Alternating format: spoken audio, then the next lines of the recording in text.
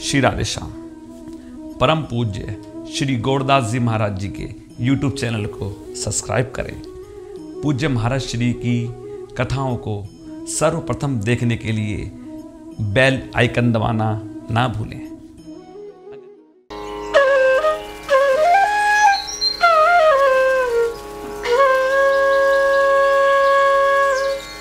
एक 108 दिवसीय दिव्य श्री भक्तमाल जी की पावन कथा का श्रवण पान कीजिए परम पूज्य श्री गौरदास जी महाराज जी की मधुरी वाणी में।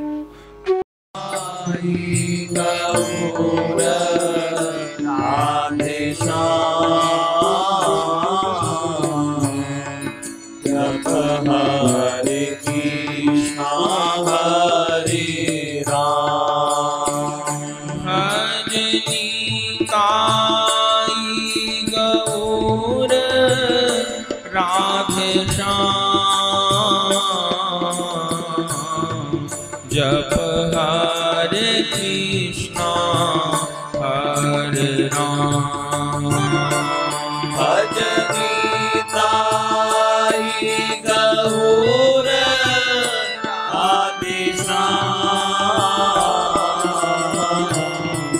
जप हरे कृष्णा हरे राम। भजनी ताई गौर राधे श्याम। जप हरे कृष्णा हरे राम। भजनी गौर राधे श्याम। जप हरे कृष्णा हरे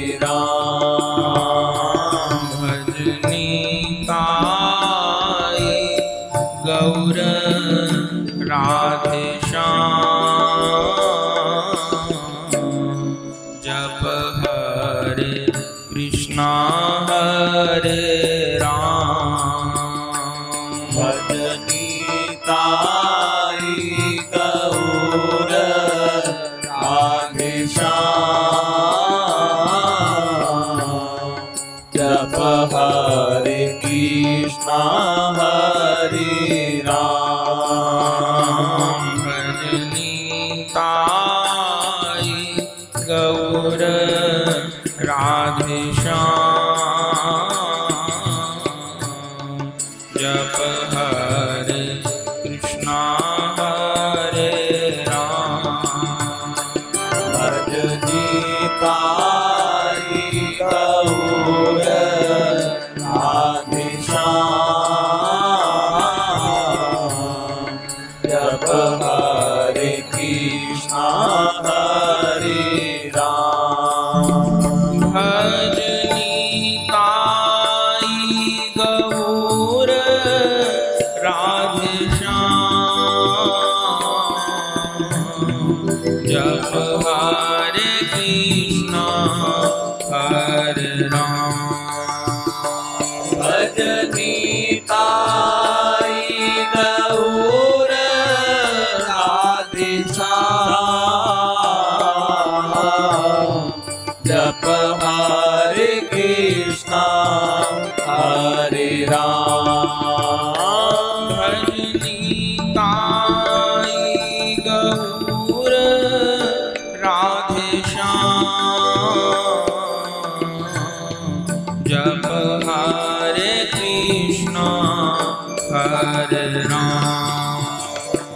भजनी ताई गौर राधे श्याम। जप हरे कृष्णा हरे राम। भजनी ताई गौर राधे श्याम। जप हरे कृष्णा हरे राम।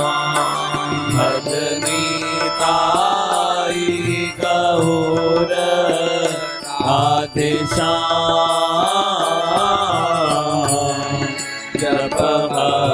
कृष्णा हरे राम भजनीता गौर राधे श्याम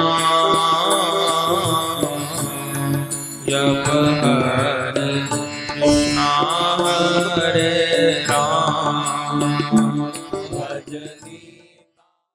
श्री राधे श्याम। कलकत्ता निवासी भक्ति वेदांत स्वामी श्री वामन गोस्वामी जी महाराज के चरणाश्रित वैष्णव दंपति,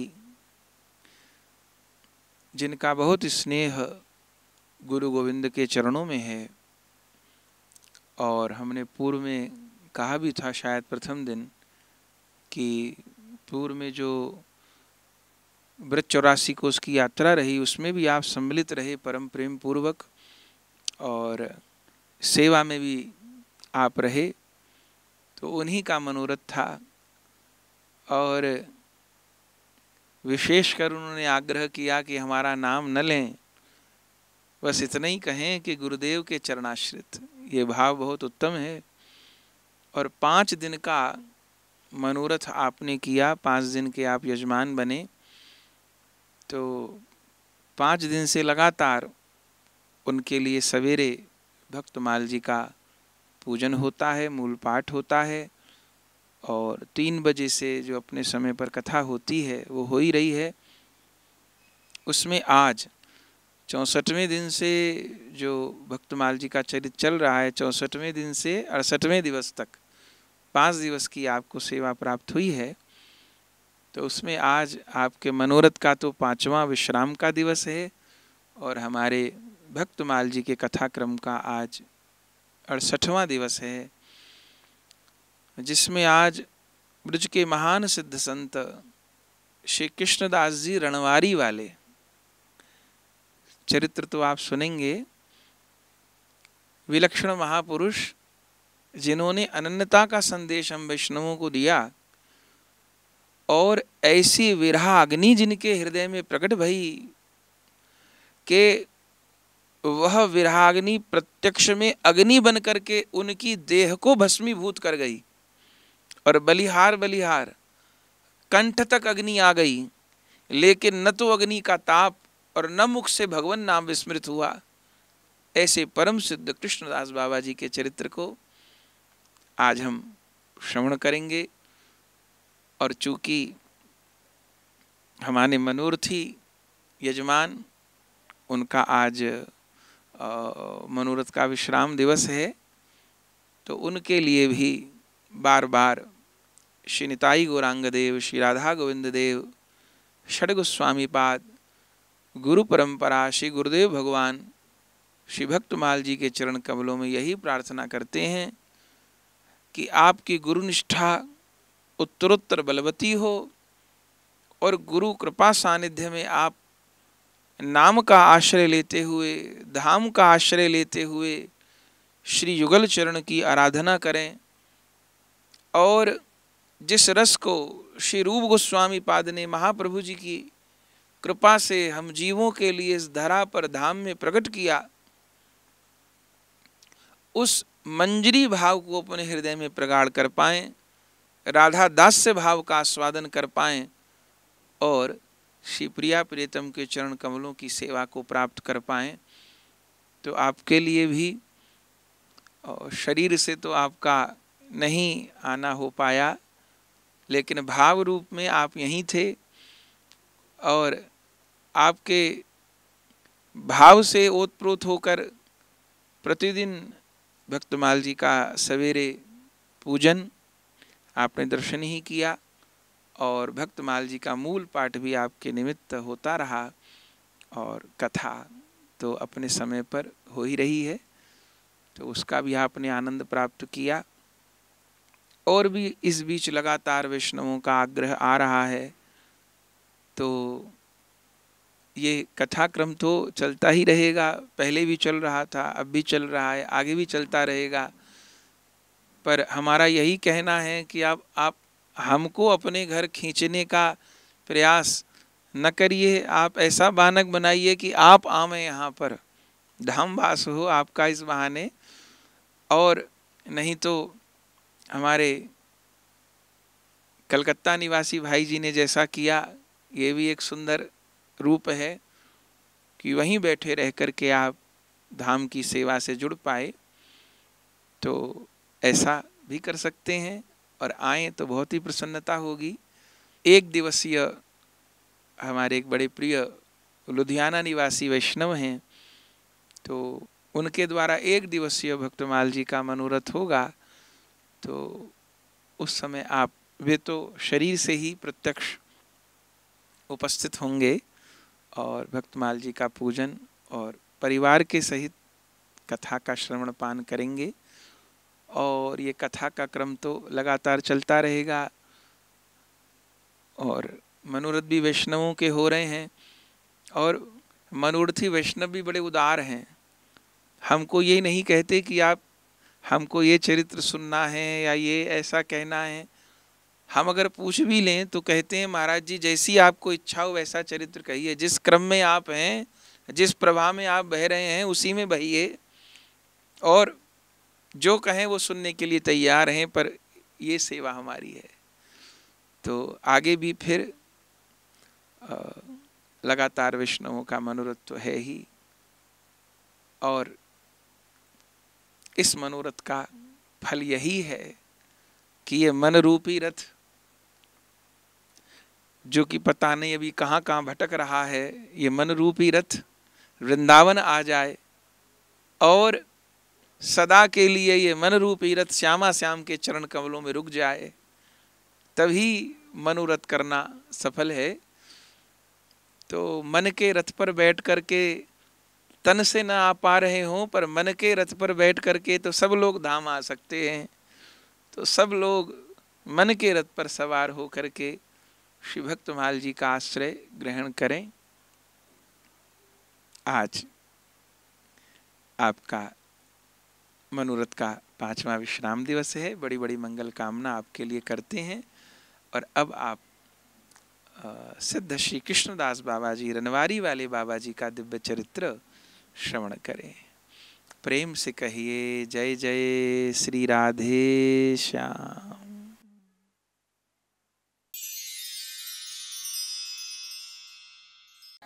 वंदे हम श्री गुरो श्रीयुत पद कमलम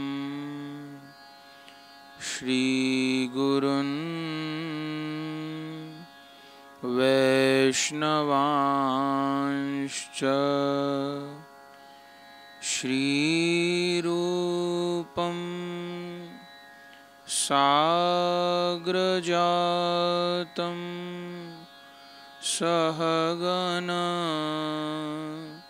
रघुनाथान्वितं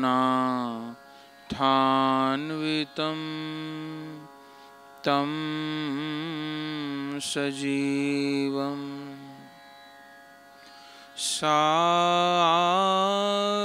साद्वैतं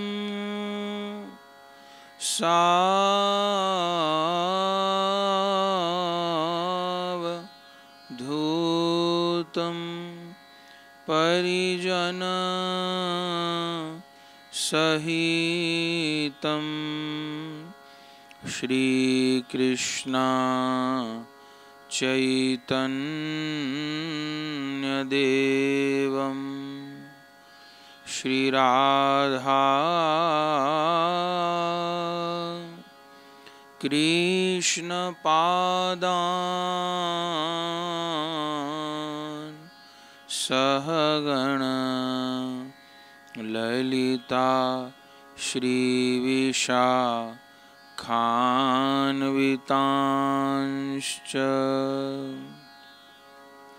भक्त भक्ति भगवंत गुरु चतुर्नाम वपुएक तिनके पद वंदन किए नाशहि विघ्न अनेक। हरे कृष्णा कृष्ण कृष्ण हरे हरे, हरे राम राम राम हरे हरे। भजनिताई गौर राधे श्याम, जप हरे कृष्णा हरे राम। भजनिताई गौर राधे श्याम, जप हरे कृष्णा हरे राम। परम करुण पतित पावन अशरण शरण दीन बंधु नवद्वीप बिहारी श्री निताई गौर हरि सरकार, वृंदावन बिहारी श्री राधा माधव युगल सरकार, श्रीमद राधा रमण चरण दास देव, श्री सद्गुरुदेव भगवान की अकारण करुणा के फल स्वरूप श्रीधाम वृंदावन में आश्रम श्री गौर कृपाधाम में विराजमान होकर 108 दिवसीय श्री भक्तमाल जी की पावन कथा श्रवण करने का हमें आपको सौभाग्य प्राप्त हो रहा है, जिसमें आज 108 दिवसीय भक्तमाल का 68वां दिवस है।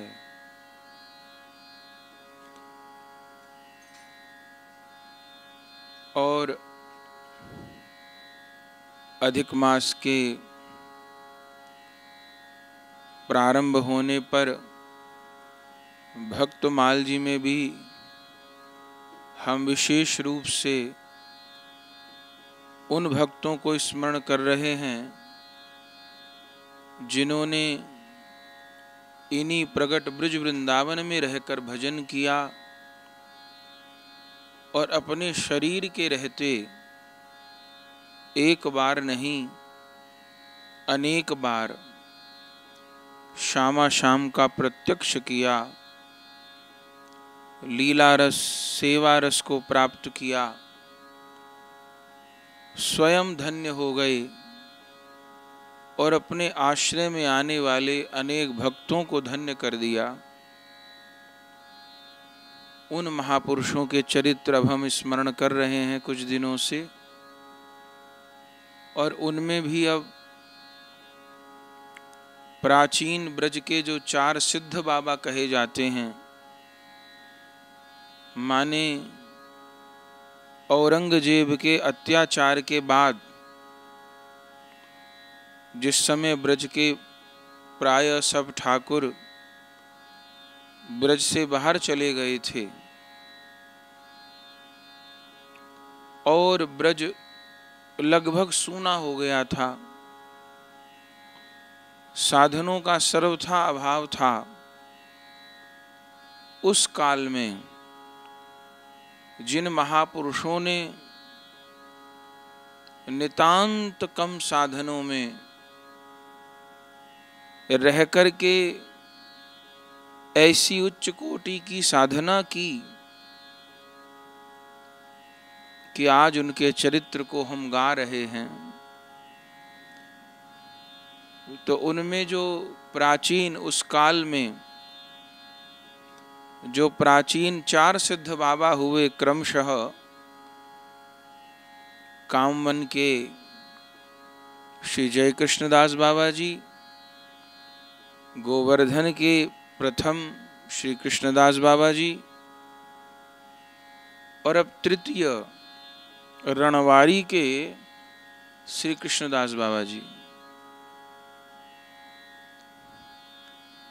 आज जिन रणवारी वाले बाबा का चरित्र हम लोग श्रवण करेंगे।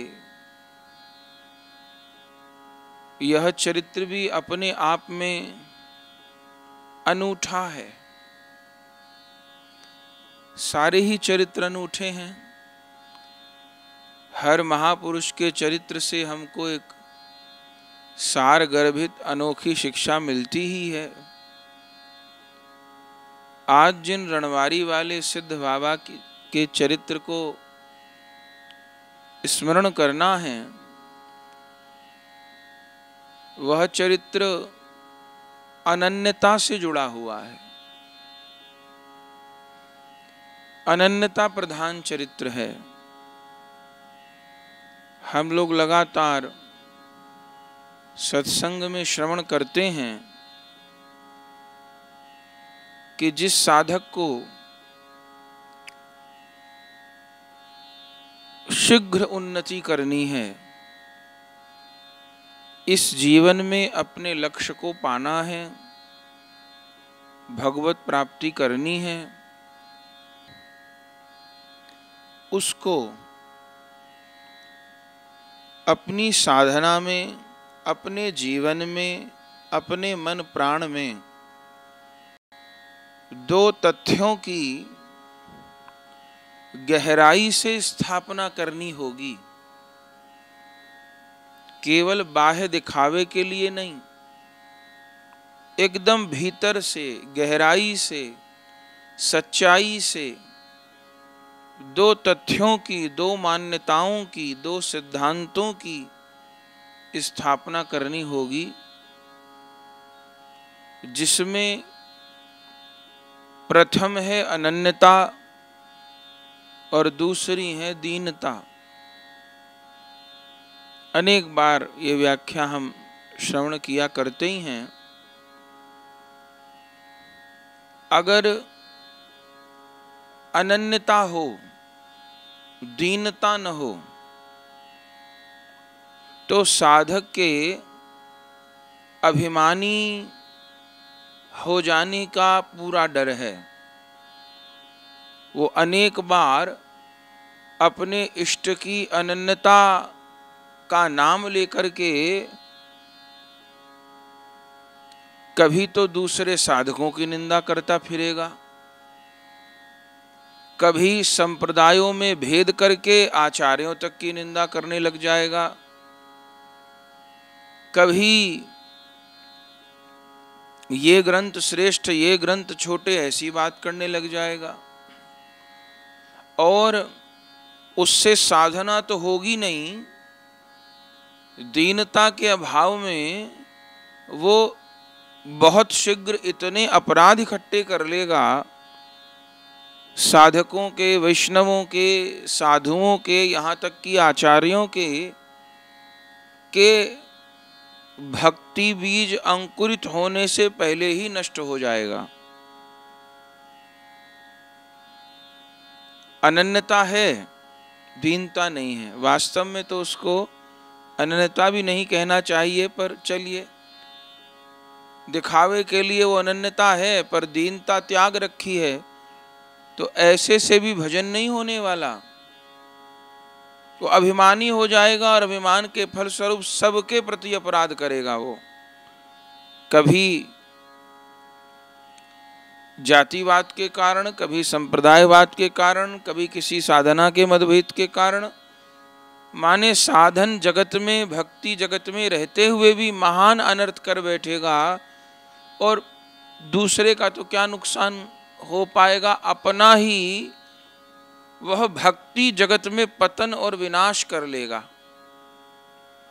अनन्यता की तरफ ध्यान है, दीनता की तरफ नहीं।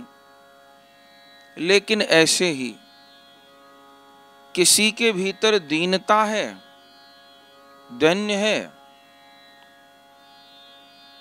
हम सबको समान मानते हैं, सब एक ही है,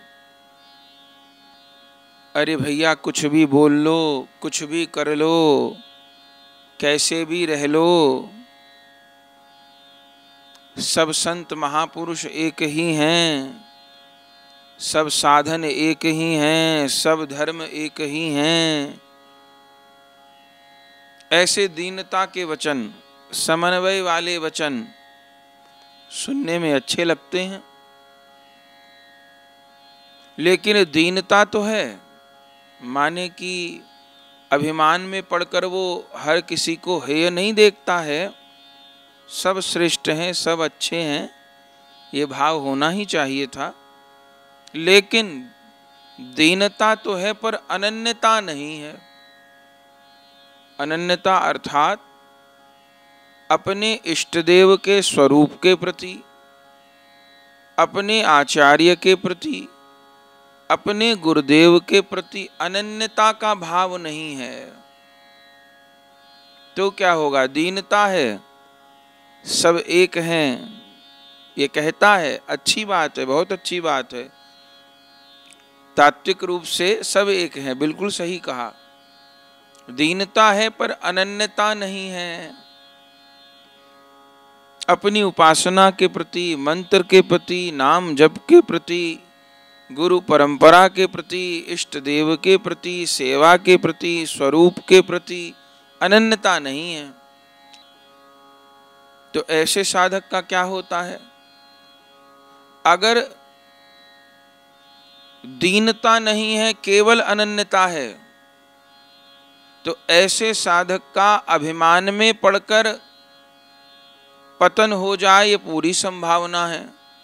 और दीनता है, अनन्यता नहीं है, तो ऐसे साधक के लिए सारे जीवन भटकन बनी रहती है।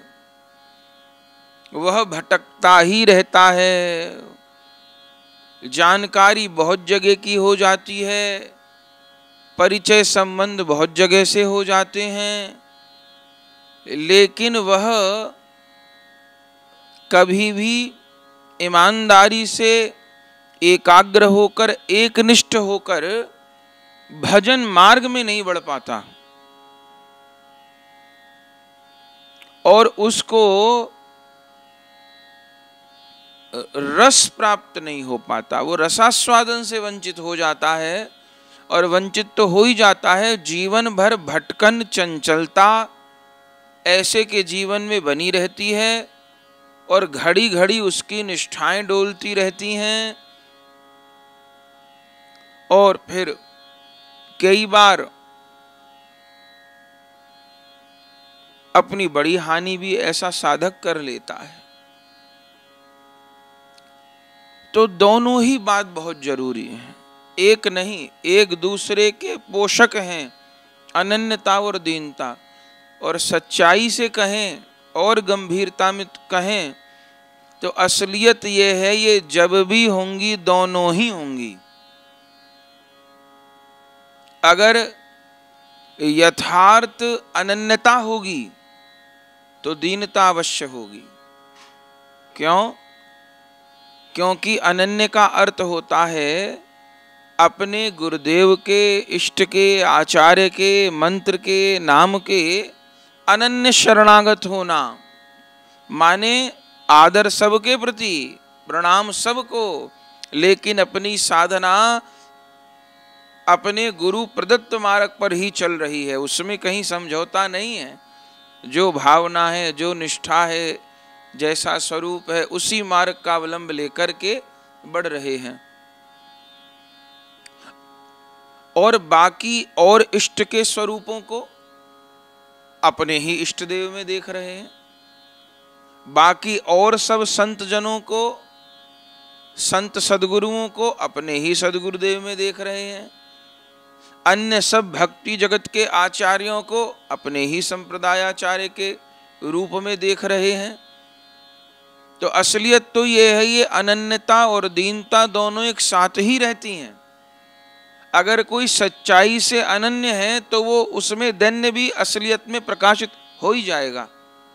और अगर कोई सच्चाई में दीन है, चित्त अभिमान रहित है, तो क्या होगा?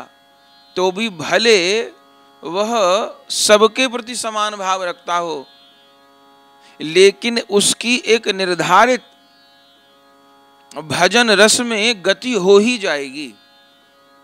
उसके स्वभाव रुचि के अनुसार, चूंकि दीन होना माने अभिमान रहित होना तो एक बहुत बड़ी उपलब्धि होती है। कहाँ हो पाता है व्यक्ति दीन? तो अगर किसी के हृदय में वास्तविक दैन्य का प्रकाश हो गया तो उसको फिर ठाकुर जी किसी न किसी स्वरूप में अनन्यता दे ही देंगे, ठिकाने पर पहुंचा ही देंगे, उसको लीलारस सेवारस प्रदान कर ही देंगे। तो वास्तव में तो ये दोनों बातें एक दूसरे से जुड़ी हुई हैं, लेकिन हम अपसाधकों को समझने के लिए ये बात कही जा रही है कि ये दोनों ही होनी जरूरी हैं, एक से काम नहीं चलेगा।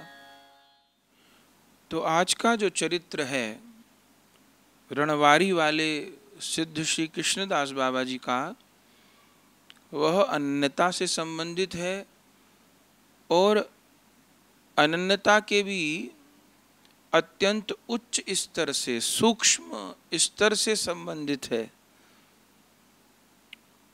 उस स्तर से संबंधित है जब साधक लीला के अनुभव होने वाले सोपान पर पहुंचता है। माने जब करते करते, गुरु प्रदत्त साधना को करते करते पहले बहुत समय तो अंतःकरण को निर्मल होने में ही निकल जाता है। बहुत सारा साधन, बहुत सारी उपासना, बहुत सारा नाम जप तो इसी में खर्च हो जाता है कि अंतःकरण शुद्ध हो, चित्त निर्मल हो। और जब चित्त शुद्धि की स्थिति आती है तब प्रेम रंग का छींटा पड़ना शुरू होता है। उसके पहले जो अशुद्ध चित्त में जो लगता है कि कुछ अनुभूति हो रही है वो भी सत्य होती होगी, लेकिन स्थायी नहीं होती। स्थायी अनुभूति तब होती हैं जब चित्त निर्मल हो जाता है। तो पहले तो अनेकों वर्ष साधना करके अंतःकरण को शुद्ध किया, अब विकार जीवन के थोड़े थमे, चंचलता रुकी, थोड़ा चित्त एकाग्र होने लग गया। पहले तो इसी को करने में बहुत मेहनत लग जाती है, बहुत जीवन साधना खर्च होती है। फिर ऐसे स्तर पर पहुंचकर अगर किसी भी अंश में अनन्यता इधर उधर हो जाए, अनन्यता पहले भी चाहिए, पर जैसे जैसे भजन का स्तर बढ़ेगा ऐसे ऐसे अनन्यता की सूक्ष्मता भी बढ़ती चली जाएगी। और उस अवस्था में हम लोग पूर्व चरित्र में भी लगातार सुन ही रहे हैं, जिस समय सेवा प्राप्ति के क्षण हैं, जिस समय लीला प्रवेश की घड़ी है, तो उस समय गुरुजनों का स्मरण, मेरे गुरुदेव, उनके गुरुदेव, उनके गुरुदेव, ये पूरी परंपरा का, और परंपरा का भी सिद्ध स्वरूप में, सखी मंजरी स्वरूप में स्मरण। क्योंकि गुरु मंजरी जी के अनुगत्य में ही तो प्रिया प्रियतम की सेवा पाएंगे, करेंगे। तो गुरु परंपरा का अनुगत्य, मंजरी स्वरूप का स्मरण, फिर उसके साथ जो वरिष्ठ मंजरी गण हैं, श्री रूप मंजरी जी, लवंग मंजरी जी, गुण मंजरी जी इत्यादि, उनका स्मरण, फिर ललितादि अष्ट सखियों के स्मरण, और फिर प्रिया प्रियतम की प्रेममयी सेवा का अभ्यास, लीला की अनुभूति, सेवा की अनुभूति। तो ये वाली जब स्थिति प्रारंभ होती है तो उस समय तो अनन्यता अत्यधिक हो जाती है, क्योंकि उस समय तो प्रत्यक्ष अपने गुरुजनों का अनुभव होना शुरू हो जाता है ना। इस समय अनन्यता छूटने की संभावनाएं भी बहुत कम होती हैं, पर अगर चित्तवृत्ति डोलायमान हो जाए तो हानि भी बहुत बड़ी हो जाती है। फिर एकदम सूक्ष्मता। तो पूरी गुरु परंपरा का, आचार्य वर्ग का, गुरु प्रणालिका का, सिद्ध प्रणालिका का स्मरण करते करते शनि शनि प्रिया जी के चरण कमलों तक पहुंचना, तो युगल परिकर का स्मरण, फिर साथ में श्री महाप्रभु जी की अष्टकालीय लीला का चिंतन, फिर श्री महाप्रभु जी की भी अष्टकालीय लीला चिंतन करते हुए हम किस घर के हैं, हम अद्वैत प्रभु जी के परिवार के हैं कि हम नित्यानंद प्रभु जी की शाखा के हैं, कि हम शिवास पंडित जी की, कि श्री विष्णु प्रिया जी की, कि श्री नरहरि जी की, हम किस परंपरा में हैं। फिर परंपरा में भी होते हुए मानिए कि नित्यानंद परंपरा है, तो श्री नित्यानंद प्रभु जी की परंपरा में भी श्री जानभा गोस्वामिनी जी, श्री वीरचंद्र प्रभु जी की परंपरा है, कि श्री गंगा माता गोस्वामिनी जी की परंपरा है। फिर मानिए वीरचंद्र प्रभु जी की परंपरा है, तो वीरचंद्र जी की परंपरा में भी केवल बिंदु परंपरा है, गोस्वामी परंपरा है कि साधु परंपरा है। अच्छा, फिर साधु परंपरा है, तो साधु परंपरा में भी कौन सी वाली है? तो श्रीमद राधारमन चरण दास देव बड़े बाबा जी महाराज का घर है, तो श्रीमद राधारमन चरण दास देव बड़े बाबा जी महाराज के घर में भी श्रीपाद रामदास बाबा जी महाराज की परंपरा, फिर रामदास बाबा जी महाराज के भी अनेकानेक शिष्य हुए, उनमें हमारी श्री गौरांगदास बाबा जी महाराज का घर परम गुरुदेव, फिर हमारे गुरुदेव। तो जैसे जैसे चिंतन के क्षेत्र में आगे बढ़ते चले जाएंगे, इसको भेदभाव नहीं समझ लीजिएगा, इसको कोई उलझन नहीं समझ लीजिएगा, ये अनन्यता की सूक्ष्मता है, ये कोई पढ़ाएगा नहीं, ये जीवन में अपने आप घटित होगी। जैसे जैसे ईमानदारी से भजन के मार्ग पर चलेंगे, इसीलिए रसिकों ने, संतों ने सजातीय संग की बात कही, गुरुआनुगत्य में भजन करने की इसीलिए बात कही गई। सत्संग श्रवण किया जा सकता है, संकीर्तन सामूहिक रूप में होता है, पर जहाँ स्मरण की बात है, जहाँ भजन की बात है, वहाँ अनन्यता को आगे रख के चलना पड़ता है। अगर लीला चिंतन तक पहुँचना है और अगर चित्त में अभी लक्ष्य ही निर्धारित नहीं है, तब तो इधर उधर हो जाने की संभावनाएं हैं। तो ये कोई भेदभाव नहीं है, ये सूक्ष्मता है, और ये सूक्ष्मता जैसे जैसे भजन बढ़ता है, ऐसे ऐसे साधक के जीवन में स्वतः सिद्ध होती है, होनी चाहिए, हुए बिना प्रगति नहीं होगी। हम प्रिया जी की कौन है, हमारे गुरुदेव कौन है, परम गुरुदेव कौन है, परंपरा क्या है, आस्वादन क्या है, सेवा क्या है, स्वरूप क्या है, इन सब बातों को गहराई से समझना और फिर उसके अनुरूप आचरण करना, यही तो रागानुगा पद्धति का भजन है, ऐसे छोड़ो। लेकिन उस स्थिति पर पहुंचने के लिए भी एक बहुत बड़ी साधना है। प्रथम तो जो नाम की साधना है, जो विकारों को शमन करना है, जो इंद्रियों को वश में करना है, अथवा धाम वास करना है, अथवा जो भी गुरुजन नियम बताते हैं, ये सारे नियम बहुत सीमा तक तो हमारे चित्त को शुद्ध करने में खर्च हो जाते हैं, और हम अनर्थ निवृत्ति वाले स्तर को पार करके निष्ठा वाले स्तर पर पहुंच जाएं। रूप गोस्वामी जी की भाषा कहें तो श्रद्धा, साधु संग, भजन क्रिया, अनर्थ निवृत्ति, निष्ठा, निष्ठा वाले स्तर पर पहुंच करके इस अनन्यता की सूक्ष्मता, बारीकी शुरू हो जाती है, और फिर उत्तरोत्तर साधक प्रेम वाले स्तर तक पहुंचता है। तो आज जिन महापुरुष का चरित्र हम स्मरण कर रहे हैं, चरित्र छोटा ही है लेकिन सूक्ष्म बहुत है। ये इतनी प्रस्तावना भी इसीलिए कि जिस घटना का वर्णन होगा बाबा के चरित्र में, उसको ठीक ठीक प्रकार से समझ पाएं।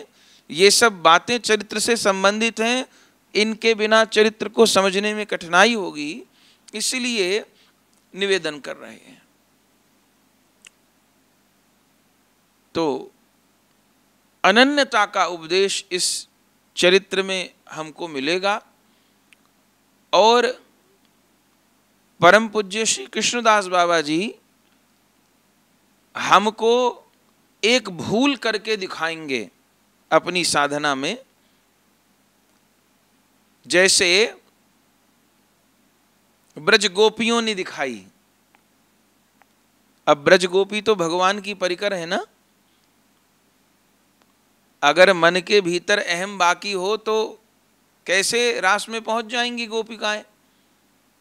लेकिन फिर भी रास में पहुंचने के बाद भी फिर भी सौभाग्य मद प्रकट हो गया और परिणाम ये हुआ कि ठाकुर जी मद का प्रशमन करने के लिए और अंतर्धान हो गए। तो कोई सामान्य दृष्टि से तो विचारे तो यही कहेगा गोपियों को अभिमान हो गया। केवल भागवत जी के शब्दों का शब्दार्थ विचारे तो यही निर्णय कर लेगा कि अरे भगवान को पाके अभिमान हो गया। पर ऐसी बात नहीं। हम लोग रास पंचाध्यायी में इस चर्चा को करते हैं खूब विस्तार से। तो गोपियों के पक्ष में तो जो अर्थ है वो अर्थ है ही, उनको श्री जी के अनुगत्य में सेवा प्राप्त करनी थी, ये सब बातें हैं। लेकिन हम जीवों के पक्ष में ये अर्थ है कि गोपिकाओं ने ये दिखाया हमको, चूंकि वो तो गुरु है ना,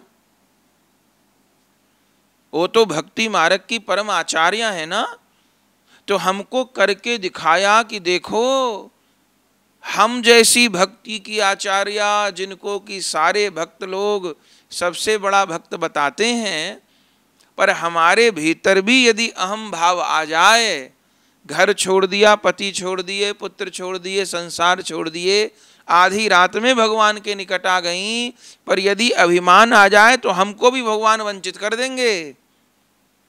ये सीख देने के लिए हमको गोपियों ने ऐसी लीला की, प्रभु ने ऐसी लीला करवाई। और दूसरा कारण, अगर अंतर ध्यान नहीं होंगे प्रभु तो गोपियां गोपी गीत कैसे गाएंगी? वो आर्तनाद गोपियों के हृदय से कैसे निकलेगा? और अगर गोपियां गोपी गीत नहीं गाएंगी तो हमको गोपियों के चित्त की विकलता का भान कैसे होगा, ज्ञान कैसे होगा?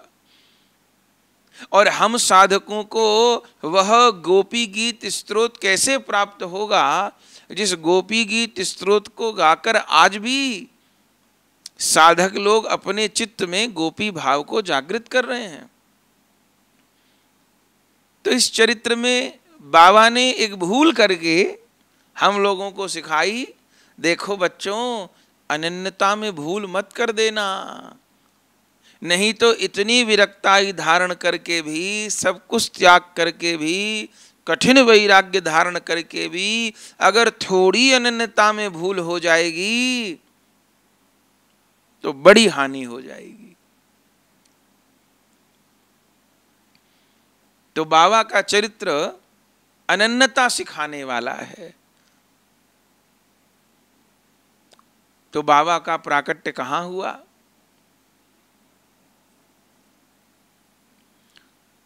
सन 1808 में आपका प्रागट्य बंग देश के जशोहर जिले के अंतर्गत मोहम्मदपुर ग्राम में हुआ। आपके पिताजी का नाम था श्री गोकुलेश चंद्र चट्टोपाध्याय और स्वयं बाबा का पूर्वाश्रम का नाम था श्री कृष्ण प्रसाद चट्टोपाध्याय।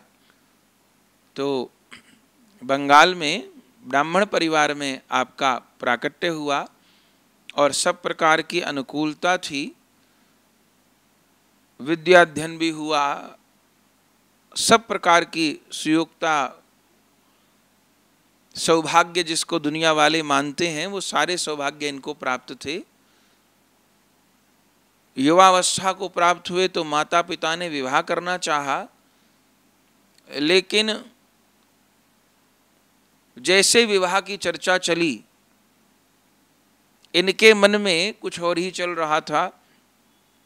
पूर्व भजन की पूंजी लेके आए होंगे, इस मार्ग पर कोई बड़भागी बिरला ही पैर रखता है, नहीं रख पाता है कोई। भगवत प्राप्ति के उद्देश्य से घर से निकलने वाले थोड़े ही होते हैं। हाँ, कोई धन कमाने के लिए आ जाए अलग बात है, कोई प्रतिष्ठा कमाने के लिए आ जाए अलग बात है, कोई कैरियर बनाने के लिए इस रास्ते पे आ जाए वो अलग बात है, उनकी साधकों में गिनती नहीं है। पर भगवत प्राप्ति के लिए भक्ति मार्ग पर आना, एक तो वही ईमानदारी से साधक कहलाता है, और फिर दूसरा आने के बाद में भगवत प्राप्ति लक्ष्य बनी रहे, ये भी एक चुनौती है। नहीं तो आए तो हरि भजन के थे, लेकिन करने कुछ और लगे, ये संभावनाएं भी देखी जाती हैं। लक्ष्य से ही चूक गए, उद्देश्य ही भटक गया। लेकिन बाबा अपने मन के भीतर पक्का निश्चय कर चुके थे, और जैसे विवाह की चर्चा चली बाबा उसी दिन घर परिवार को छोड़कर ब्रज आ गए। और ग्रंथ में वर्णन है कि बंगाल से पैदल चल कर के ही आए थे आप वृंदावन।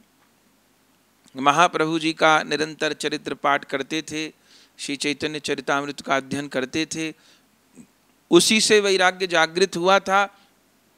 और भगवान के परिकर हैं, भजन की पूंजी लेके आए, ये बात तो कहने की जरूरत ही नहीं है, नहीं तो ऐसा वैराग्य कैसे उदय हो जाता। तो आ गए और वृंदावन में आपने मदन मोहन जी में कुछ दिन निवास किया, वहाँ पर सेवा की, और आपने श्री नित्यानंद परिवार में आश्रय ग्रहण किया। और गुरु आज्ञा से कुछ दिन तो मदन मोहन जी में ही रहे, सेवा में रहे, और फिर गुरु आज्ञा से आप रनवारी आ गए।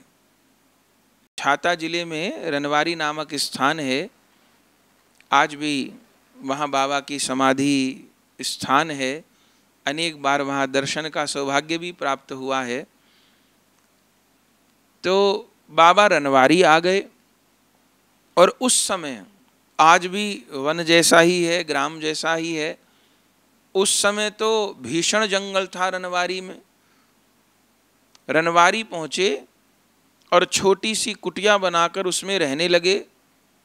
दूर गांव थे, तो एक समय जाकर के मधुकरी मांग लाते थे रोटी की, और कहते हैं गांव वाले भी आपको इतना प्यार करते थे कि बाबा तो 2-3 घरों पर ही जाते थे मधुकरी के लिए। लेकिन ऐसा स्वरूप था बाबा का कि जितने भी, क्योंकि उस क्षेत्र में बहुत कम लोग बाबा भजन करते थे, तो जिस गांव के आसपास अनेक बाबा भजन करते हो तो मधुकरी को जाएंगे, तो कोई किसी को दे देगा, कोई किसी को दे देगा। पर रनवारी जैसे भीषण जंगल को बाबा ने ही चुना था भजन के लिए, तो इसलिए निकट में जो गांव था वहाँ और कोई साधु तो जाता नहीं था। और उस समय के ब्रजवासी तो साधुओं में, संतों में बड़ी निष्ठा रखते थे। तो बाबा अकेले ही थे लगभग वहाँ भिक्षा मांगने वाले उस क्षेत्र में। तो बाबा जब मधुकरी को जाते तो वर्णन है कि हर घर से रोटी मिलती, जबकि बाबा तो 2-3 घर से लौटने लगते, पर बाबा हमते भी ले जा, बाबा हमते भी ले जा। कहते इतनी रोटी बाबा को मिल जाती थैले में, इतना थोड़ो पाएंगे वो। अब मना उनसे होती नहीं थी, सब लोग भावपूर्वक देते। तो क्या करते बाबा, अब पूरा झोला रोटियों से भर गया। अब क्या करते, जब लौटते तो रास्ते में जितनी गैया मिलती उन सबको रोटी खवाते आते, गौ माता को रास्ते भर पवाते आते, इतनी रोटियां मिल जाती। और फिर कुटिया पर आकर के कोई साग सब्जी भी थोड़ी दे देता था, नहीं दी तो भी कोई बात नहीं, सूखी रोटी पा लेते। तो रास्ते भर गैयाओं को पवाते आते और फिर कुटिया पर आकर के फिर जितनी उनको पानी है, जो भूख है, 2 3 4 रोटी वो पा लेते। फिर जो शेष बच जाती फिर उनको गैयाओं को पवा देते। माने अगले दिन के लिए रोटी बचा के नहीं रखते थे। और एकादशी व्रत तो पूरा निर्जल निराहार रखते थे, रात्रि जागरण पूर्वक एकादशी का पालन करते थे। दशमी को दोपहर बाद ही भोजन प्रसाद छोड़ देते थे, पूरी एकादशी को निर्जल निराहार रहते थे। और द्वादशी में भी कहीं दोपहर में जाकर के प्रसाद ग्रहण करते थे और बाकी समय रोटी की भिक्षा मांग लेते थे। ऐसे उनकी भजन साधना चल रही थी। कितने दिन चली साहब? समझिए कि लगभग 20 वर्ष की आयु में बाबा ब्रज में आए। 19-20 वर्ष की आयु थी और इस रीति से, जो रीति आपको बताई है, 30 वर्ष भजन किया बाबा ने रणवारी में। न कहीं गए न कहीं आए, यही नियम। होली है या दिवाली है, एक ही नियम, बस दिन में एक बार गांव में जाना है रोटी के लिए, मधुकरी के लिए, और रोटी मिल जानी उनको। वह एक समय सब्जी मिली तो, नमक मिला तो, अचार मिला तो, नहीं मिला तो कुछ कहना तो है ही नहीं। रोटी मिल जाती, पर मिलती पर्याप्त उनको। गौ सेवा ही कर देते, रोटी से सुना भी। आते और फिर पा लेते और फिर बाकी 24 घंटे में बस जल पी के रहते और कुछ नहीं। इस कठिन वैराग्य से भजन किया। और रणवारी के जंगल में कुटिया बनाई थी, चारों ओर से निर्जन एकदम। और कब सोते थे कब जगते थे कोई जान ही नहीं पाया। अगर कोई ब्रजवासी भी जाता था बाबा के पास तो माला लिए बैठे ही मिलते थे बाबा। कभी सोते उनको देखा नहीं गया। विश्राम करते होंगे शायद, पर खूब भजन करते थे। धीरे धीरे समय बीता, 30 वर्ष बीत गए और बाबा की आयु अब 50-51 वर्ष के लगभग हो गई। अब 50-51 वर्ष की अवस्था में बाबा के मन में एक कामना पैदा हुई। प्रस्तावनाएं सब हम पूर्व में बोल चुके। क्या कामना पैदा हुई कि मैं छोटी अवस्था में सीधे ही ब्रज में आ गया तो मैं तीर्थ नहीं कर पाया, घूम फिर नहीं पाया कहीं। अब साधु लोग तो चारों धाम घूमते हैं और ज्योतिर्लिंग दर्शन करते हैं, रमता जोगी तो घूमा करते हैं, और मैं सीधा ब्रज में आ गया, भजन करने लग गया। भजन तो करना ही था, लेकिन एक बार सब जगह घूम फिर तो आते। चारों धाम, ज्योतिर्लिंग और जितने तीर्थों का वर्णन है, घूम तो आते कम से कम। ये मन में आया उनके। और ये मन में आया तो वो सोचने लगे कोई बात नहीं, अभी भी कोई उम्र तो नहीं निकल गई, शरीर भी स्वस्थ है। थी तो 50 वर्ष की उनकी आयु, पर स्वस्थ थे, कोई कष्ट नहीं था उनको। तो अभी भी कोई ऐसा नहीं है, अभी भी स्वस्थ हूँ, तो अभी भी तीर्थ यात्रा करे आऊँ। 1-2 वर्ष लगेगा तो लगेगा, यहाँ कौन बालक रो रहे हैं, करे आऊँ मैं। ऐसी उनके मन में इच्छा हुई। और अगले दिन उन्होंने, चूंकि उनको कोई तैयारी तो करनी नहीं थी, कब की बात है, तो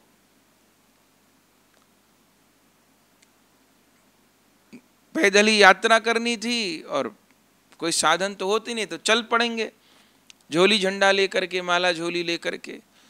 तो अगले दिन बाबा ने जाने का निश्चय कर लिया।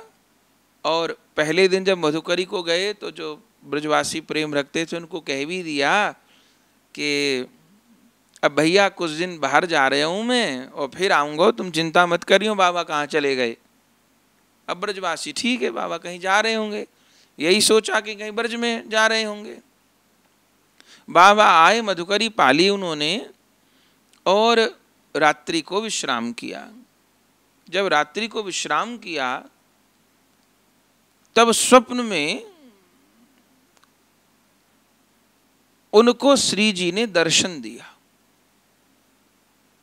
वह दर्शन एकदम स्पष्ट नहीं था, प्रकाश रूप में दर्शन दिया, पर वाणी उनको स्पष्ट सुनाई दी। और श्री जी ने स्वप्नादेश में क्या कहा उनको, बाबा को, सो रहे हैं बाबा पर स्वप्न देख रहे हैं, क्या कहा श्री जी ने, देखो कृष्णदास, तुमने वृंदावन की शरण ले ली है और वृंदावन का आश्रय ले लिया माने मेरा आश्रय ले लिया, तो सारे तीर्थों का जो फल है वो ब्रजवास है। सारे तीर्थ किए, उन सब तीर्थों का फल क्या है, ब्रज है। तो पहले सब तुम तीर्थ करके ब्रज में आते तो कोई बात नहीं, पर अब जब ब्रज में आ गए, चरणों की शरण ग्रहण कर ली, नाम का आश्रय ले लिया, गुरुजनों का आश्रय ले लिया, तो अब कहीं जाने की जरूरत नहीं, अब कोई तीर्थ करने की जरूरत नहीं, कहीं कुछ देखने की जरूरत नहीं, सारे तीर्थ सारे धाम यहाँ ब्रज में ही हैं। और तुम कहते हो कि दर्शन नहीं भय, अरे तीर्थ में जाकर के तो श्री विग्रह का दर्शन होगा और यहाँ ब्रज में वास करके तो साक्षात दर्शन होगा, तो कहीं जाने की जरूरत अब नहीं है, अब यहीं रहकर भजन करो, तुमको सर्व सिद्धि यहीं प्राप्त होगी, माने जो चाहते हो वो यहीं प्राप्त होगा। ये बाबा को अगले दिन जाना है और पहले दिन रात को बाबा को स्पष्ट ये संकेत आज्ञा जो कहिए मिल गई। सवेरे उठे बाबा, अब उनको ध्यान है कि रात्रि में मैंने ये निश्चय नहीं कर पा रहे कि प्रिया जी ने आके ऐसा कहा है, कि ललिता जी ने आके कहा है, कि गुरु सखी ने कहा है, कि आचार्य ने, धाम ने, किसने, पर ये उनको स्पष्ट ध्यान था कि ऐसी आज्ञा हुई है, कहीं मत जाओ यहीं रहो। लेकिन बाबा ने इस आदेश को अपने मन की कल्पना माना।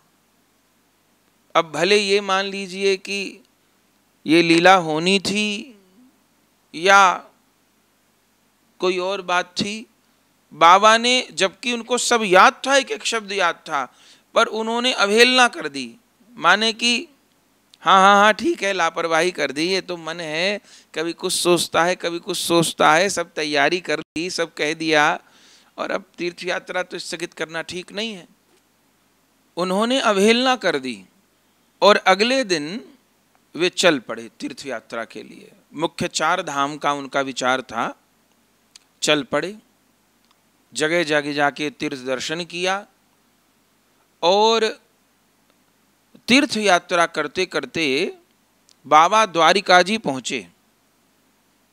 तो द्वारिका जी में आप जानते हैं, अब तो नहीं, अब तो चंदन से ही छाप लग जाती है, पहले समय में तप्त मुद्रा लगती थी।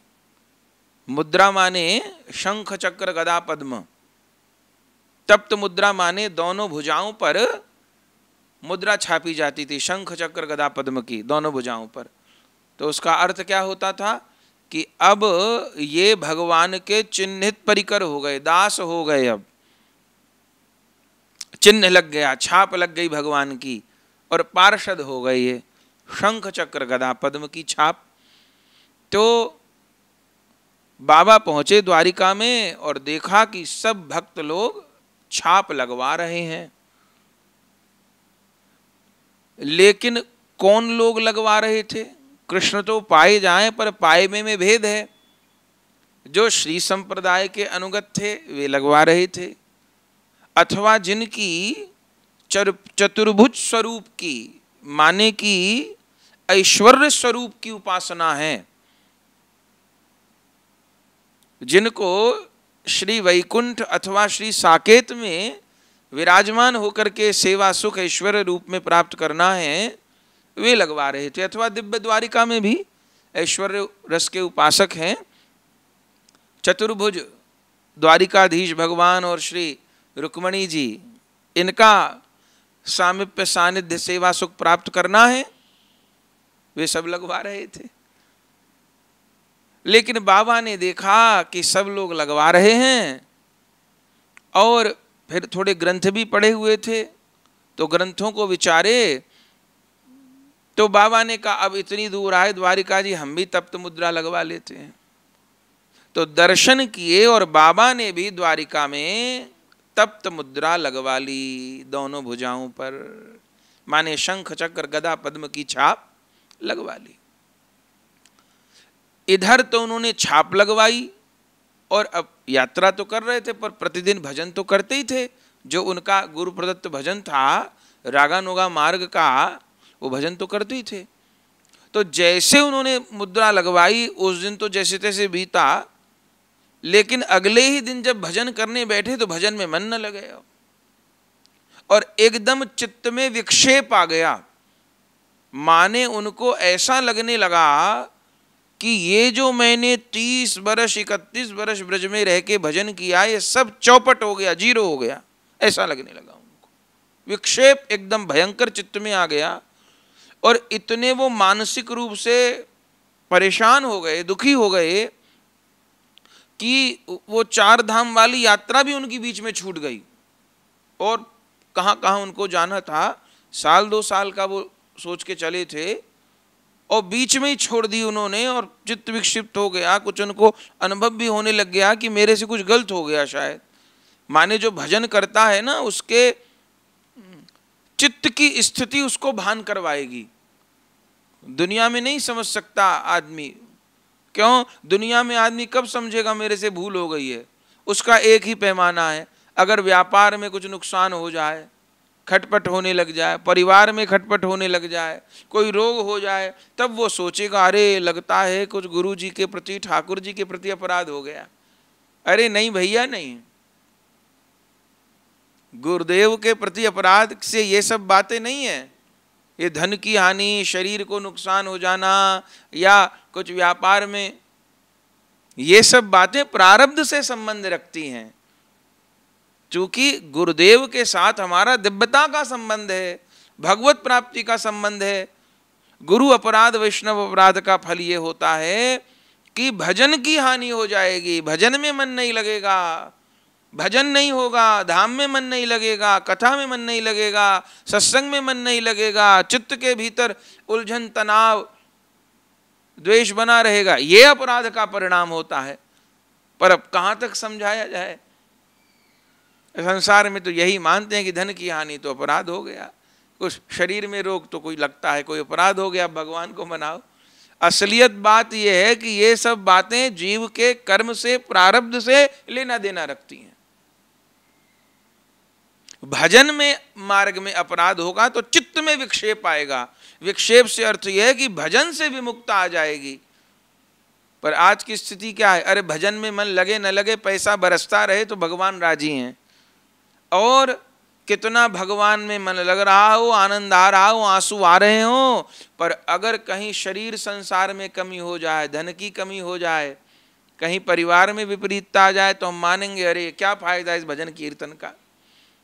तो अगर ये वाली तराजू माथे में फिट कर रखी है भैया, तब तो फिर कुछ हाथ नहीं लगना, जीवन भर बस उहापोह में बीत जाएगा, अगर ऐसा हमने मापदंड बना लिया है माथे के भीतर तो। पर बाबा तो पहुंचे हुए थे, तो बाबा के चित्त के भीतर जो विक्षेप आ गया वो उनके लिए असहनीय हो गया और बाबा ने बीच में यात्रा ही छोड़ दी और वापस ब्रज आ गए। ब्रज में लौट आए और अपनी कुटिया में आ गए, रणवारी आ गए और पुनः भजन करने लगे। पर भजन तो बने ही नहीं। मन में सोचे कि आऊँगा, शायद ब्रज से दूर हूँ इसलिए विक्षेप हो रहा है, लेकिन ब्रज आ गए, अपनी कुटिया में आ गए, ये सोचे शायद आसन पलट गया, शायद रास्ते में कोई किसी का गलत आहार मिल गया हो, कैसे कैसे लोग मिलते हैं, उसका विक्षेप, कोई थकान हो रही हो, क्या बात है, जलवायु बदल गया। लेकिन ब्रज में आ गए बाबा, अपनी कुटिया में आ गए, अपने ही आसन पे आ गए, अब भी भजन न बने। अब उनको तलाबेली मचने लगी कि हुआ क्या। तो एक दिन, अभी ज्यादा दिन नहीं हुए थे, 2-4 दिन ही हुए थे आए हुए, रात्रि में फिर श्री जी का स्वप्नादेश प्राप्त हुआ। वही जो पहले प्राप्त हुआ था वैसा ही अब प्राप्त हुआ। अब वाला जो स्वप्नादेश था वो और अधिक स्पष्ट था। अब की बार श्री जी ने उनको क्या स्वप्नादेश दिया? कृष्णदास, तुम मेरे रोकने पर भी तीर्थ यात्रा को चले गए और तीर्थ यात्रा में भी तुम द्वारिका जी में जाकर के तप्त मुद्राएं लगवाए आए और तप्त मुद्रा के फलस्वरूप तुम अब सत्यभामा जी के गणों में शामिल हो गए। माने पहले तो बाबा उपासना कर रहे थे ब्रज भाव की, श्री राधा कृष्ण की, मंजरी भाव की उपासना, श्रृंगार रस की उपासना, गुरु मंजरी रूप मंजरी जी के अनुगत्य में प्रिया प्रियतम का सेवा भाव, निकुंज रस की उपासना कर रहे थे, जिसको महाप्रभु जी प्रदान किए, रूप गोस्वामी जी प्रदान किए। उस रस की उपासना में लगे थे और उस रस के उपासक तो ब्रजरस शरीर पर धारण करते हैं, मस्तक पर तिलक रूप में धारण करते हैं और उसी के अनुरूप साधन करते हैं। हमारे ध्यान का विषय हमारे युगल हैं, हमारे चिंतन का विषय हमारे युगल हैं, उन्हीं युगल के अनुरूप हमारा मंत्र जप है, वैसा ही नाम जप है, उन्हीं आचार्यों का अनुगत्य है। तो जैसा महाप्रभु जी की परंपरा में बताया गया है, कम निपटा है वो एक अलग बात है, किसी से कम निपटा है वो एक अलग बात है, लेकिन सिर दिए इसी रास्ते पर पड़े हैं। चल पा रहे हैं कि नहीं चल पा रहे हैं, पर पड़े इसी रास्ते पर हैं। लेकिन श्री जी ने कहा, कृष्णदास तुम मना करने पर भी तीर्थ यात्रा को चले गए और द्वारिका जी में जाकर के तप्त मुद्रा लगवाए आए और अब फल स्वरूप तुम ऐश्वर्य भाव की उपासना में सम्मिलित हो गए हो, सत्यभामा जी के गणों में सम्मिलित हो गए हो और अब तुम ब्रज धाम के उपयुक्त नहीं रहे, अतः अब ब्रज को छोड़कर द्वारिका ही चले जाओ। ये श्री जी का आपको आदेश प्राप्त हो गया। और इस बार बाबा को नहीं लगा कि ये कोई मेरे मन की कल्पना है, इस बार उनको स्पष्ट आवाज सुनाई दी और इस बार वाणी में कुछ रोष भी था। अब जब बाबा उठे तो उनके तो पैर के नीचे से धरती निकल गई कि ये क्या हुआ, ये तो लापरवाही भारी पड़ गई। लेकिन फिर भी मेरी व्यक्तिगत बात है, अभी मैं किसी और महापुरुष से तो सलाह कर लूं। तो उसी समय अभी पूर्व में जिन गोवर्धन के सिद्ध कृष्णदास बाबा जी का चरित्र सुना, जिन्होंने मानसी सेवा की गुटिका बनाई, उनके पास गए और प्रणाम किया उनको। उन्होंने प्रणाम किया। साथ के ही महात्मा थे, मित्रवत रहते थे, कभी कभी मिलने जाते थे क्योंकि दोनों ही अलग अलग भजन में लगे हुए थे। गए उनके पास, जैसे कृष्णदास बाबा जी के पास गए तो उन्होंने कहा कि बाबा इतने दिन से नाए दिखाई भये, कहाँ है? क्यों कभी कभी आई जाते थे बाबा, तो कहाँ थे आप? तो कृष्णदास बाबा जी रणवारी वाले क्या बोले कि महाराज मैं द्वारिका गया था और देखिए ना, मैं तप्त मुद्रा भी लगवाए आया हूं। जैसे ये कहा उन्होंने, रणवारी वाले बाबा ने गोवर्धन वाले बाबा को, कि मैं द्वारिका गया था और तप्त मुद्रा भी देखिए ना लगवाया आया हूं, ये सुनते ही तो वे गोवर्धन वाले बाबा 2-4 कदम पीछे सरक गए और क्या बोले रणवारी वाले बाबा जी से, आहा, तब तो आज से मैं आपको स्पर्श करने योग्य भी नहीं रहा। माने और दिन तो जब आते थे तो दोनों गले मिलते थे, पर अब क्या बोले कृष्णदास बाबा जी गोवर्धन वाले, अब तो मैं आपको स्पर्श करने योग्य भी नहीं रहा। रणवारी वाले बाबा ने कहा क्यों? बोले अब तो आप सत्यभामा जी के परिकर हो गए। और कहाँ सत्यभामा जी राज राजेश्वरी महलों में रहने वाली, आप उनकी दासी हो गए। और कहाँ कहा मैं निकुंज विहारणी की दासी, निकुंज में रहने वाली, आज तू ग्वाल गोपाल सो खेल रही। तो कहा तो मैं गोपी शिरोमणि निकुंजेश्वरी रासेश्वरी श्री राधिका जी की दासी, और कहा आप राजराजेश्वरी की दासी। तो अब तो आपको हम प्रणाम करते हैं, छूने योग्य नहीं रहे, आपसे सत्संग करने योग्य भी हम नहीं रहे, ऐसी बात कही। अब तो महाराज हृदय को बहुत चोट लगी कि जो बात स्वप्न में मुझे सुनाई पड़ी और वही बात अब, क्योंकि गोवर्धन वाले बाबा का चरित्र हम सुन चुके हैं, उन्होंने तो सबके लिए मानसी सेवा की परिपाटी बनाई थी, तो वो ऐसी बात कहें अपने मुख से तो छोटी बात नहीं थी। उनका तो गुरुवत सम्मान करते थे रणवारी वाले बाबा। चौंक गए, अब क्या करूं। तब फिर वहां से काम बन गए। काम मन में जय कृष्णदास बाबा जी विराजते थे, उनको जाके प्रणाम किया, उनसे भी ये बात कही, उन्होंने भी यही बात कही। अब जो सिद्धांत है वो तो है ही, कहीं भी जाइए तो भेद तो नहीं होगा, सभी सयाने एक मत। फिर और भी उस समय ब्रज में कई वृद्ध बाबा जी विराजते थे, नित्यानंद दास बाबा जी थे, वैष्णव चरण दास बाबा जी थे, उनके यहां भी गए, लेकिन सब ने यही कहा। आखिर में उन सिद्ध महापुरुषों से पूछा, अब आप बतलाइए कि मुझे क्या करना चाहिए, मैं नहीं समझ पा रहा, ये मेरे से क्या हो गया। तो उस समय जो महात्मा थे उन्होंने कहा, देखिए अब प्रिया जी के आदेश के ऊपर आपको आदेश देने वाले हम कौन, राधा रानी का वाक्य काटेंगे क्या। तो अगर श्री जी ने आपको द्वारिका जी जाने के लिए कह दिया और ये कह दिया ब्रज को छोड़ दो, द्वारिका जी चले जाओ, सत्यभामा जी के गणों में सम्मिलित हो गए हो, तो उनकी आज्ञा के आगे अब हम और क्या बोलने वाले, हम कौन बोलने वाले। तो अब आपको श्री जी के आदेश से ही चलना चाहिए, हम आपको कोई आदेश उपदेश सलाह देने लायक नहीं रहे। जगह जगह भटके बाबा कृष्णदास जी, और आखिर में वो पुनः नरवारी लौट आए, फिर अपनी कुटिया पे आ गए, और उनको अब साफ समझ में आ गया कि मेरे से बहुत बड़ी भूल हो गई।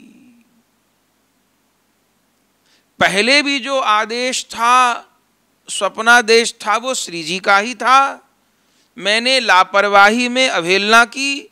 दूसरा भी जो आकर के आदेश था वो भी श्री जी का ही था, तभी सारे भजन सिद्ध महात्मा वही बोल रहे हैं मेरे बिना बताए, जो श्री जी ने मुझे स्वप्न में बोला।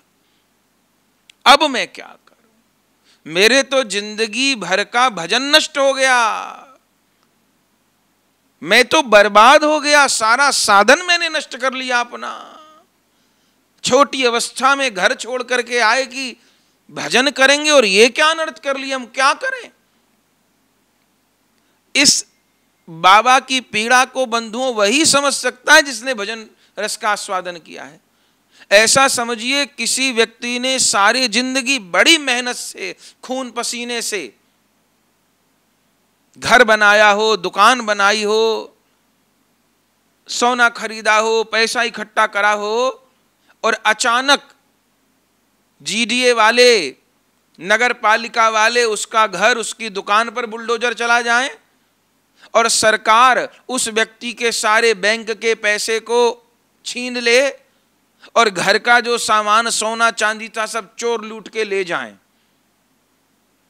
तो सारी जिंदगी जो दुकान बनाए, मकान बनाए, जमीन खरीदे, पैसा इकट्ठा किए, सोना इकट्ठा किए, एक बार में सब चला जाए, तो जैसी उसकी दशा होगी वैसी बाबा की दशा हो गई थी। एकदम पागल के जैसी आपकी स्थिति हो गई और समझ नहीं पा रहे थे। और पहले श्री जी की आज्ञा की अवहेलना करी, श्री जी ने कहा मत जाओ, तो ये परिणाम हुआ। और अब पुनः श्री जी की आज्ञा प्राप्त हुई है कि अब तुम द्वारिका ही चले जाओ, तो अब मैं क्या करूं। तब बंधुओं बाबा ने निश्चय किया कि एक बार ब्रज छोड़कर गया, ब्रज निष्ठा का त्याग करके गया तो सारे जीवन का भजन चौपट हो गया, समाप्त हो गया। और अब दोबारा अगर ब्रज छोड़ के चला जाऊंगा तो कुछ नहीं बचने वाला। क्योंकि ब्रज से प्रेम तो बहुत था, आपको बहुत प्रेम था, श्री जी के चरणों में भी प्रेम था, नाम भी खूब जपते थे, खूब भजनानंदी महात्मा थे। लेकिन जो घटना हुई वो तो आपने सुन ही ली, प्रस्तावना भी हमने सुन ली कि अपने को यही समझना है कि सब भगवत इच्छा से हम जीवों को शिक्षा देने के लिए हो रहा है, ना महापुरुष में अपने को दोष देखना है ना कहीं और देखना है। तो बाबा ने निश्चय कर लिया कि ब्रज छोड़ के तो नहीं जाऊंगा। फिर अब भजन भी नहीं बन रहा और श्री जी ने तो त्याग ही दिया कि अब चले जाओ द्वारिका, अब क्या करूं। तब बाबा ने निश्चय किया कि अब मैं अन्न और जल दोनों का त्याग कर दूंगा। और अद्भुत घटना हुई बंधुओं, शायद ऐसी घटना भी कहीं अन्यत्र दर्शन हुई नहीं। अन्न और जल दोनों का त्याग कर दिया। कितने दिन तक साहब? 3 महीना हो गए। कुटिया पर ही रहे, अपने मधुकरी को जाते थे, जाना बंद कर दिया। ब्रजवासियों को पता ही नहीं पड़ा, उन्होंने सोचा भी बाबा यात्रा से ही नहीं आए। कुटिया में बाबा, दरवाजा बंद कर लिया अंदर से कुटिया का। और 3 महीने तक, अब तर्कों से बात नहीं समझ आ सकती बंधु, 3 महीने तक एक आसन पर बैठे रहे, अन्न जल का त्याग कर दिया और निरंतर रो रो कर भगवान नाम पुकारा। निरंतर निरंतर श्री महामंत्र का जप करते रहे।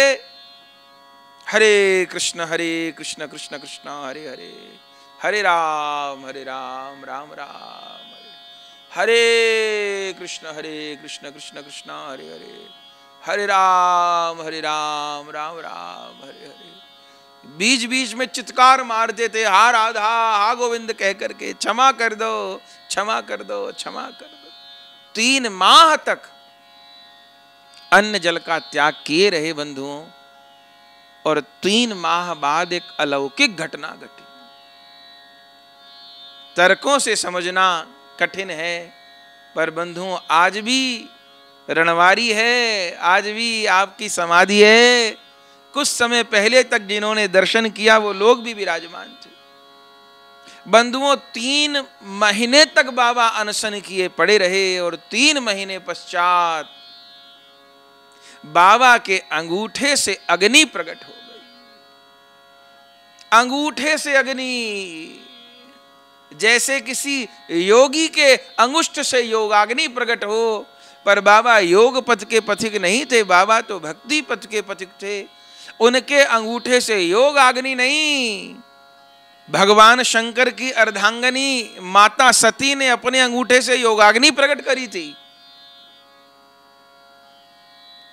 पंपा सरोवर के निकट रहने वाली शबरी मैया जो परम योगिनी थी, तपस्विनी थी, उन्होंने भी अपने अंगूठे से योगाग्नि प्रकट करी थी। भगवान श्री राम को देखते देखते त्यागा था शरीर।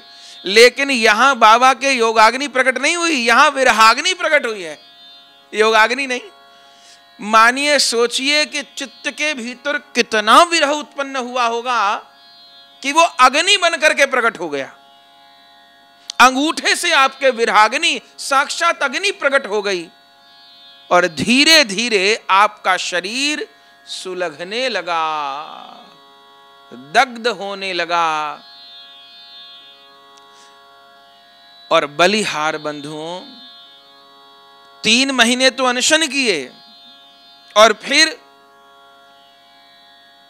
अग्नि प्रकट हो गई और 3 दिन में वो अग्नि चलते चलते, माने अंगूठे से फिर पैर पर, फिर घुटने तक, फिर जंघा तक, फिर हाथों तक, फिर पेट तक, चलते चलते वो अग्नि कंठ तक आ गई 3 दिन में। अब किसी को तो पता नहीं। ये अग्नि लगनी आपके शरीर में स्वतः प्रारंभ हुई पौष मास में कृष्ण पक्ष की लगभग द्वादशी तिथि को। अब तो एकादशी बीत गई, अब तो वैसे ही निर्जल निराहार एक ही अवस्था में थे।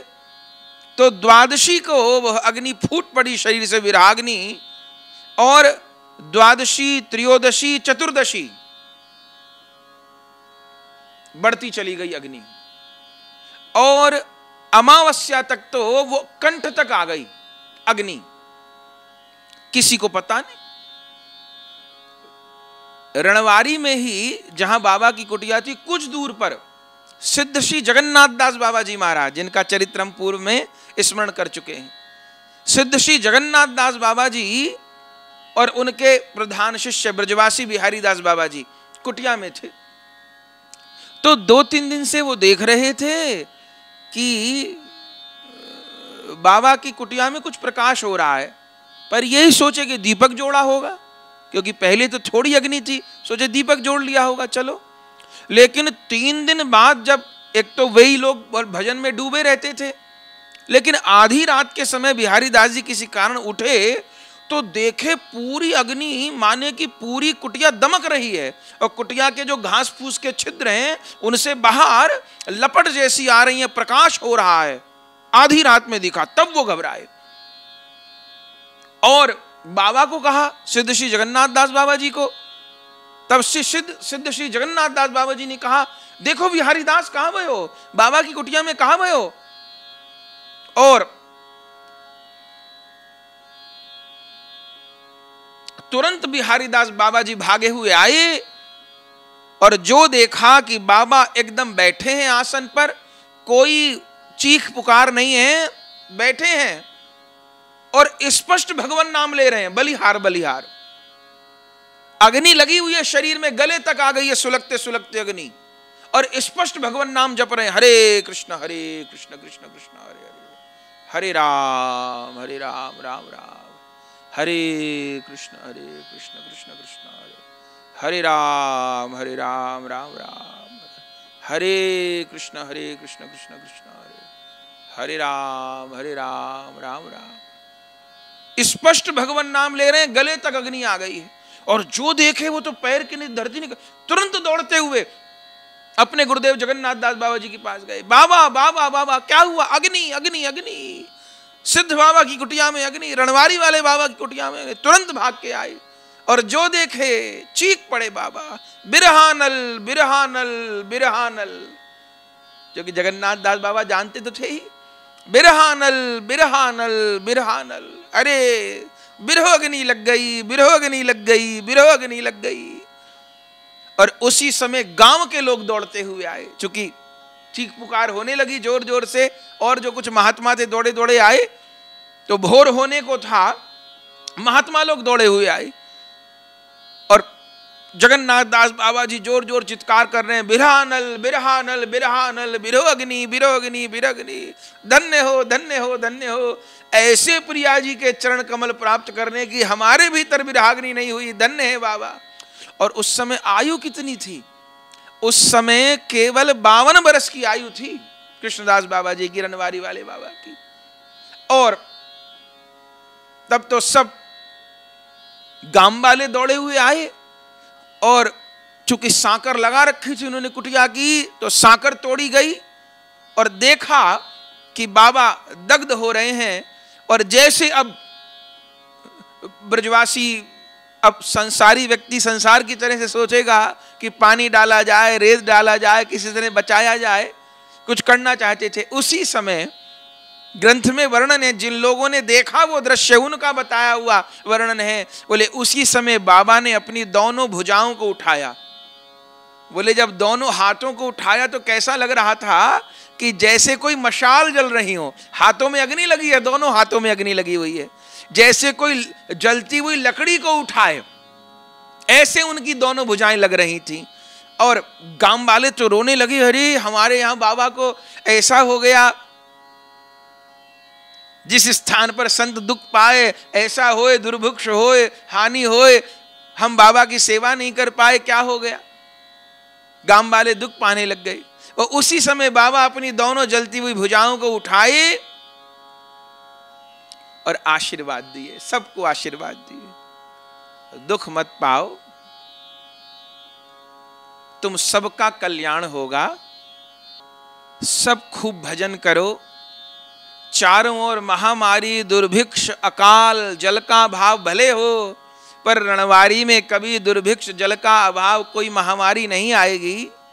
तुम खूब भजन करो, खूब आशीर्वाद, अग्नि को न बुझाओ, ये जल से बुझने वाली अग्नि नहीं है, यह विरहा अग्नि है, मेरे अपराध का मार्जन हो गया है और ये अग्नि मेरे अपराध संताप को जला रही है और मैं श्री जी की सेवा में जा रहा हूं, श्री जी ने मेरे अपराध क्षमा कर दिए हैं और मैं श्री जी की सेवा में जा रहा हूं।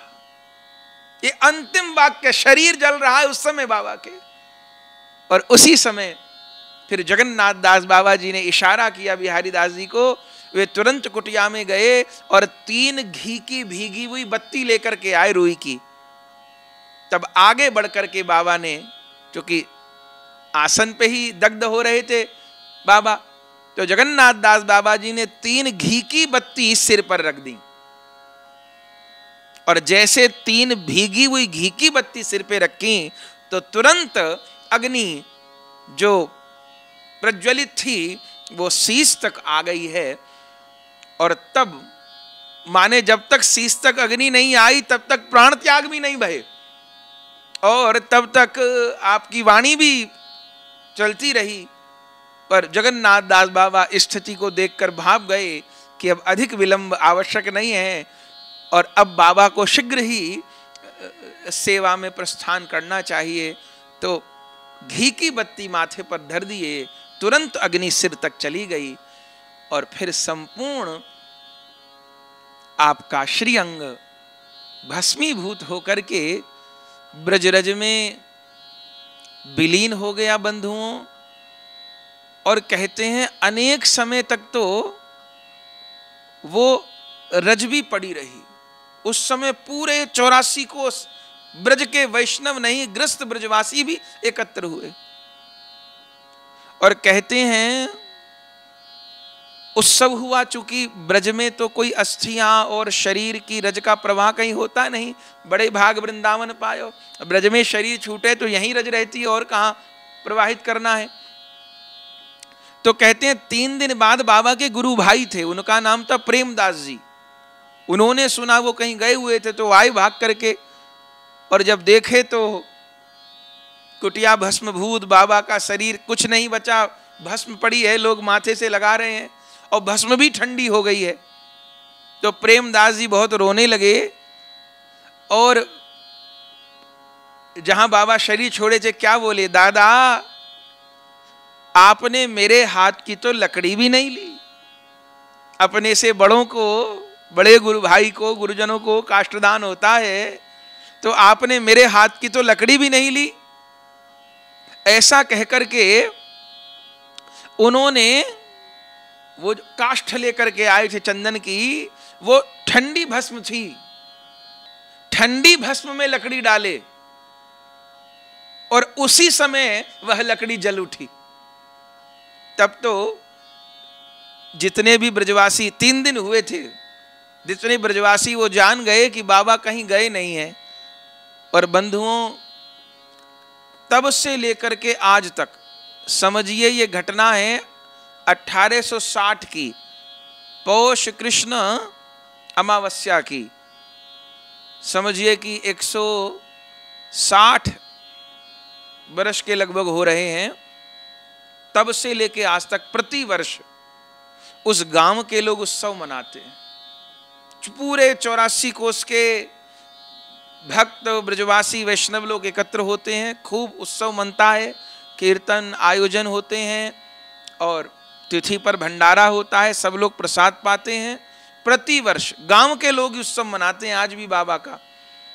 और एक उत्सव और मनाते हैं फाल्गुन शुक्ल एकादशी का, बाबा भी अपने समय में मनाया करते थे। तो फाल्गुन शुक्ल एकादशी को बाबा की आज्ञा हुई होगी पूर्व काल में, तो उस दिन भी 24 घंटा अखंड नाम होता है।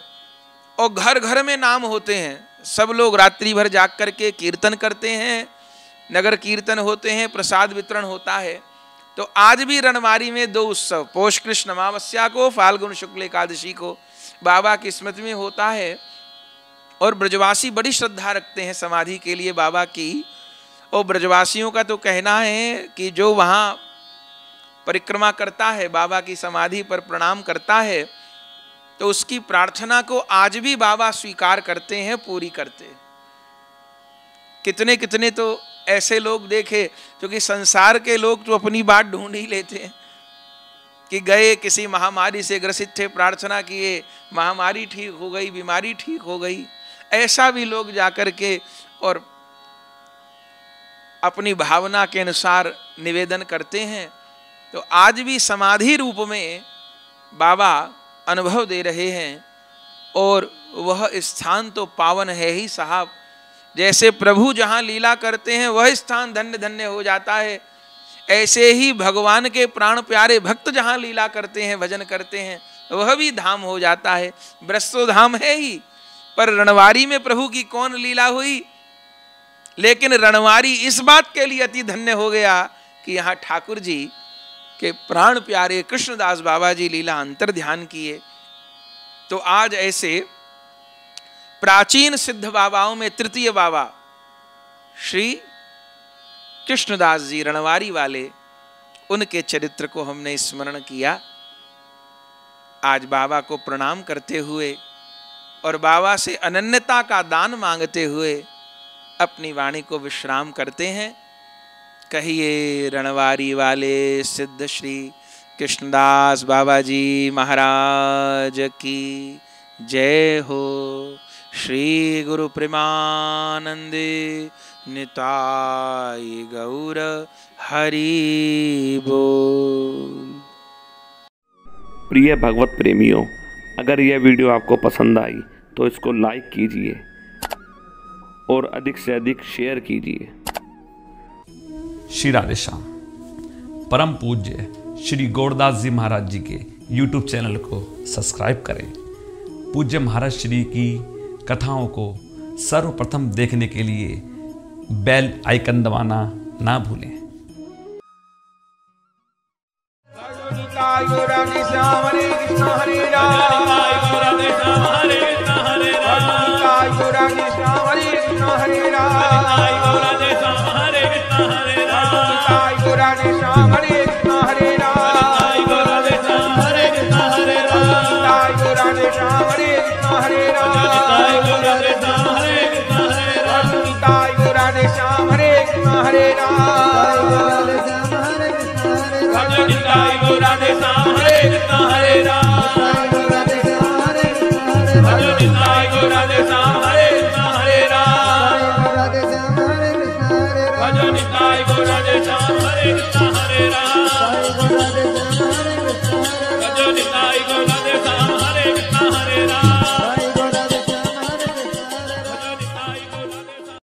श्री वृंदावन धाम में श्री बांके बिहारी जी के मंदिर से 1 किलोमीटर की दूरी पर अटल्ला चुंगी के निकट परम पूज्य श्री गौरदास जी महाराज जी के आश्रम श्री गौर कृपा धाम का हम दर्शन कर रहे हैं, जहां श्री निताई गौरांग देव, श्री राधा गोविंद देव, श्री गिरिराज जी श्री मंदिर में विराजमान है, जहाँ विधिवत अष्टायाम ठाकुर जी की सेवा हो रही है। और प्रत्येक एकादशी वैष्णव साधुओं द्वारा अष्टप्रहर हरिनाम संकीर्तन होता है। और कथा सत्संग हॉल एवं भक्तजनों के ठहरने के लिए एसी एवं नॉन एसी कमरे के साथ भोजन प्रसाद की उत्तम व्यवस्था सुलभ है। यदि आप परम पूज्य श्री गौरदास जी महाराज जी के आश्रम श्री गौर कृपा धाम में ठहरना चाहते हैं या कोई जानकारी प्राप्त करना चाहते हैं तो संस्था के नंबरों पर संपर्क कर सकते हैं। हमारा नंबर है 9958163312।